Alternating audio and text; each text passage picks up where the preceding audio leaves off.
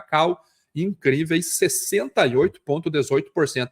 Bitcoin não é nada, Bitcoin subiu só 50% esse ano. Ó, se tiver alguém da religião aí, é brincadeira, tá? São coisas diferentes, mas o pessoal brota do nada mesmo. Por que esse cenário está assim? Tem dois fatores aqui. Primeiro deles, demanda. Houve uma mudança na demanda de commodities agrícolas de base no início do ano. E clima. O clima, ele é um grande fator. E aqui nós temos que tirar a viseira do cavalo e abrir a nossa visão, porque o clima foi ruim, muito ruim, péssimo, no Mato Grosso, norte de Goiás e oeste da Bahia. Nas outras regiões do Brasil, foram de regulares a ruins.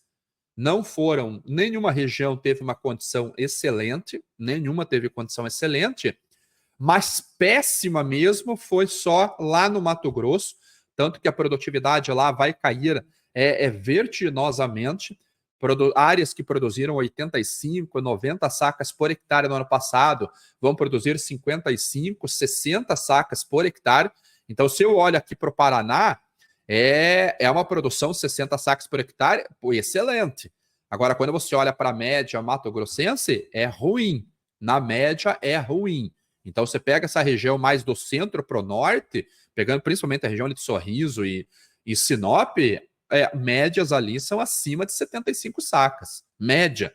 Então, foi uma quebra de produção muito grande, segundo a nossa estimativa aqui, 18 milhões de toneladas de soja foram perdidas em relação ao potencial, e isso é importante comentar, em relação ao potencial, não é em comparação com o ano passado, porque houve aumento de área. Claro que a gente tinha um aumento de área próximo de 3% lá no início de setembro. O clima foi se mostrando ruim, menos área foram sendo plantada, e algumas áreas que tiveram plantio e foram afetadas pela estiagem e afetadas pelo calor acima da média, elas foram gradeadas, foi destruído aquela plantação e veio, em muitas delas, o algodão em cima. Só que no final das contas, a área teve uma expansão entre 2,6% e 2,8%. A gente está falando de 1 milhão de hectares a mais de plantio. Então, esta expansão da área justifica uma queda menor da produção esse ano em relação ao ano passado. Além disso, a região sul aqui do Brasil, ela vai ter uma produção muito maior do que foi no ano passado, principalmente no Rio Grande do Sul, que deve terminar com uma média entre 52 e 55 sacas por hectare. No ano passado foi 36 sacas por hectare. Eu mesmo, ano passado foi razoavelmente ruim, deu ali 140, 141 sacas por alqueire, e esse ano a gente está falando, eu estou falando entre 145 e 147 sacas por alqueire aqui na Lapa, aqui do lado de Curitiba. E ó que teve áreas que foram plantadas na véspera do Natal. Então agora que está entrando em R7, saiu de R6, está entrando em R7, uma grande parte dessas áreas, então eu vou colher daqui um mês mais ou menos, mas é uma produção aqui, para mim, maior do que o ano passado. Então vai ficar até acima de 60 sacas por hectare. Então, algumas regiões tiveram problemas gravíssimos, outras regiões tiveram condições melhores. E nesse finalzinho, tirando aqueles que tiveram mais problemas e aqueles que nós chamamos no mercado financeiro de perma-bears, né? Aqueles que sempre são pessimistas, sempre é ruim, sempre todo mundo está mentindo, esses que esperavam uma produção de 130, 131 milhões de toneladas, esses, infelizmente, já estão vendo um cenário que reverteu. Aquelas primeiras safras que chegaram no mercado foram péssimas, produtividade lá 30, 35 sacas por hectare, melhorou bastante no final. Até clientes nossos que estão ali na região de Sapezal, Parecis, Tangará, que colheram os primeiros talhões ali, as primeiras áreas muito ruins, já tiveram uma melhora substancial em relação a estas áreas.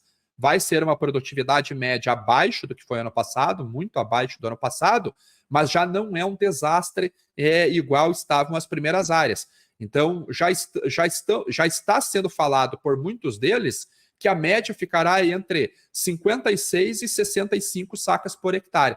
E no norte, as áreas que eu visitei, lá na região de Sinop, Santa Carmen, Cláudia, Santa Helena, lá no final de novembro do ano passado, áreas que estavam excelentes, tiveram uma redução de produtividade, mas eu conversei com clientes nossos que vão colher 70 sacas por hectare, 65 sacas por hectare. É ruim em comparação com o ano passado? Mas para a média nacional isso acaba sendo favorável. E tem um outro fator que esse daí foi também muito negligenciado, que foram dois outros fatores muito negligenciados, que foram, primeiro, a recomposição da produção da Argentina. A Argentina, que ano passado teve uma quebra entre 55% e 60% em relação ao seu potencial produtivo. Então, ela poderia ter entregado 50 milhões de toneladas, entregou 22, 23 milhões de toneladas. Então, essa recomposição da produção, ela traz no balanço geral da commodity um cenário menos estressante, ou seja, mais confortável. Então, vocês vejam que se o Brasil teve 18 milhões de quebra em relação ao potencial e a Argentina teve 22, 23, 25 milhões de recomposição da sua produção em relação ao ano passado, a produção da Argentina consegue anular a quebra aqui do Brasil. E aí vai aparecer o primeiro falando: a Argentina não exporta grão. Exporta grão, sim. Não exporta um volume igual ao Brasil. Não exporta um volume igual aos Estados Unidos. O volume de exportação da Argentina é muito menor do que o nosso. Ela exporta ali em torno de 4,5 milhões a 5 milhões de toneladas. O Brasil exporta 100 milhões de toneladas e os Estados Unidos exporta ali 50 milhões de toneladas, entre 45 e 50 milhões de toneladas. Então, a Argentina, como um player exportador de grão, é pequeno. Mas ano passado, eles importaram soja do Brasil. Esse ano eles têm excedente para exportar. Então, você tem que colocar na conta isso também. Esse é um outro fator. E se for necessário, a Argentina tem capacidade de negociar até 10 milhões de toneladas. E algumas notícias que saíram na semana passada foi que os chineses estavam achaltando contratos de soja nos Estados Unidos e recomprando na Argentina, que estava mais barato. Então, houve esse fator também. Mas o impacto da Argentina, ele não é diretamente nas exportações do grão. Ele atinge de uma maneira mais forte as margens de produção, porque como a Argentina é o principal exportador de farelo e óleo de soja, uma recomposição da produção, com o país podendo voltar às suas 26, 27 milhões de toneladas de farelo, derrubou o preço do farelo. Se você tem o preço do farelo caindo mais do que cai o grão, a margem das esmagadoras fica negativa. Ela para de comprar o mesmo volume que ela poderia comprar, que ela vai comprar só o essencial, só o da mão para a boca, aquilo que é para atender o seu mercado doméstico. E aqui vem o segundo fator que foi negligenciado em relação à produção da Argentina, que são as margens de processamento como driver de demanda. No ano passado, os preços do Brasil estavam de graça. Os nossos prêmios lá em março chegaram a bater 200 pontos abaixo de Chicago, ou seja, havia um desconto de 200 centavos de dólar por bushel em relação às cotações do contrato futuro da Chicago. E esses prêmios negativos, eles estão até esse momento. Eles não chegaram a ir quase para o campo do positivo. E a China ficou comprando soja o ano passado todo. Inclusive, os embarques recordes do mês de janeiro foram com sojas compradas no ano passado, da safra passada. Porque janeiro o Brasil ainda não tem volume de soja para entregar para exportação. Então, o volume de quase 3 milhões embarcados foram a soja do ano passado. E só no Brasil a China comprou mais de 75 milhões de toneladas. O trading flow, a alfândega chinesa, esse sim é o dado que sai dia 7, ela registrou de importação em 2023 101,5 milhões de toneladas. 101,5 milhões de toneladas. Foi o segundo maior volume dos últimos da história, na verdade. Ela só perdeu para as 104 milhões de toneladas da temporada 21. Foi o único período que a China importou mais. Ou seja, a China conseguiu formar estoque, ela usou esse estoque neste momento que as margens estavam ruins, então ela tinha uma soja mais barata do ano passado para poder processar e produzir algum farelo com uma margem menos negativa, então ela pôde adiar as compras agora nesse início de ano, e isso acabou derrubando os preços.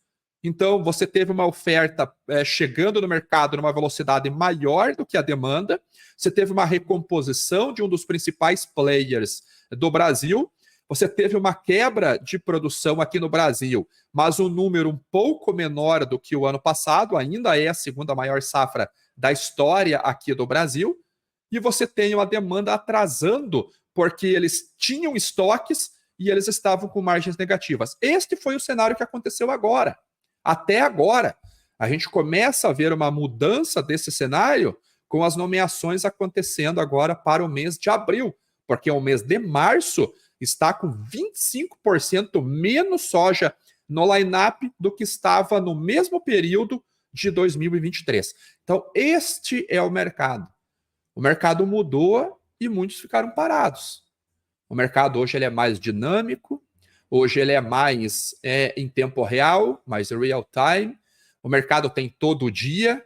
Essa palhaçada de dizer que o mercado não sai do lugar há 2 meses, há 3 meses, isso é para quem olha o mercado de longe. Para a gente que está dentro do mercado, o mercado é todo dia. Curva de futuros está aí para ajudar nisso. Curva de futuros de Chicago, curva de futuros do dólar. Como que o dólar não sai do lugar e o carrego que você perde com a passagem do tempo? Ah, claro, você é daqueles que olha só o dólar spot. Você não sabe que existe uma curva de futuros com o dólar futuro mais caro do que agora, e você pode travar o dólar futuro para evitar a perda do carrego ao longo do tempo. Então, esses foram alguns motivos que levaram os preços da soja a caírem. Só que agora a gente já começa a ver uma mudança nesse cenário.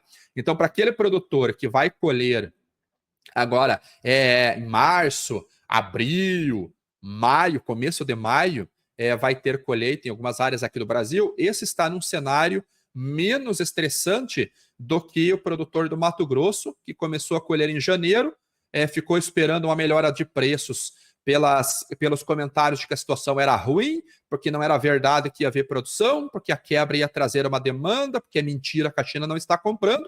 Esse acabou entrando num cenário muitíssimo difícil e muitos tiveram que vender no disponível aí esses preços baixos ali. Eu tive notícias até de produtores que tiveram que vender abaixo de R$90 porque tinha o boleto para pagar. Aí a gente sabe que 99,99% dos produtores eles honram os seus compromissos financeiros, né? Uma pequena parcela que acaba agindo de má fé. A maioria é honesta e cumpre os seus compromissos. Tiveram que vender a soja a 89, a 87 para poder honrar os compromissos. E agora o preço melhorou um pouquinho. Você vê ali 95, 96, alguns pagamentos mais longos aí, R$100.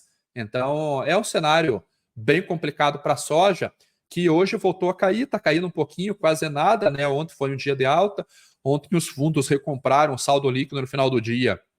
Daquela apuração que eu faço, bateu ali 2 mil contratos de comprados, então a redução caiu um pouquinho, a redução do aquele net short caiu um pouquinho, eles recompraram.